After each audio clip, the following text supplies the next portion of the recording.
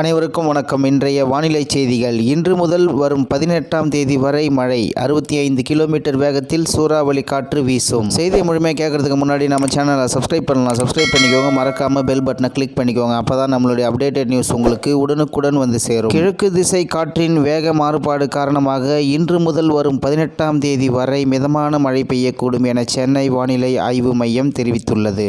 இதுகுறித்து வானிலை மையம் வெளியிட்டுள்ள செய்தி குறிப்பில், கிழக்கு திசை காற்றின் வேக மாறுபாடு காரணமாக வரும் 19ஆம் தேதி வரை தமிழ்நாடு, புதுவை மற்றும் காரைக்கால் பகுதிகளில் ஒரு சில இடங்களில் இடி மின்னலுடன் கூடிய லேசானது முதல் மிதமான மழை பெய்யக்கூடும். சென்னையை பொறுத்தவரை அடுத்த 24 மணி நேரத்திற்கு வானம் ஓரளவு மேகமூட்டத்துடன் காணப்படும். அதிகபட்ச வெப்பநிலை 30 முதல் 31 டிகிரி செல்சியஸ் மற்றும் குறைந்தபட்ச வெப்பநிலை 23 முதல் 24 டிகிரி செல்சியஸ் அளவில் இருக்கக்கூடும். தென்கிழக்கு வங்கக்கடல், மத்திய கிழக்கு அரபிக்கடல் பகுதிகளில் இன்று சூறாவளி காற்று மணிக்கு 45 முதல் 55 கிலோமீட்டர் வேகத்திலும் இடையிடையே 65 கிலோமீட்டர் வேகத்திலும், நாளை காலை வரை மணிக்கு 35 முதல் 45 கிலோமீட்டர் வேகத்திலும் இடையிடையே 55 கிலோமீட்டர் வேகத்திலும் வீசக்கூடும் என்பதால் மீனவர்கள் கடல் பகுதிகளுக்கு செல்ல வேண்டாம் என அறிவுறுத்தப்பட்டுள்ளது. கிழக்கு திசை காற்றின் வேக மாறுபாடு காரணமாக இன்று முதல் வரும் 18ஆம் தேதி வரை மிதமான மழை பெய்யக்கூடும் என சென்னை வானிலை ஆய்வு மையம் தகவல் தெரிவித்துள்ளது.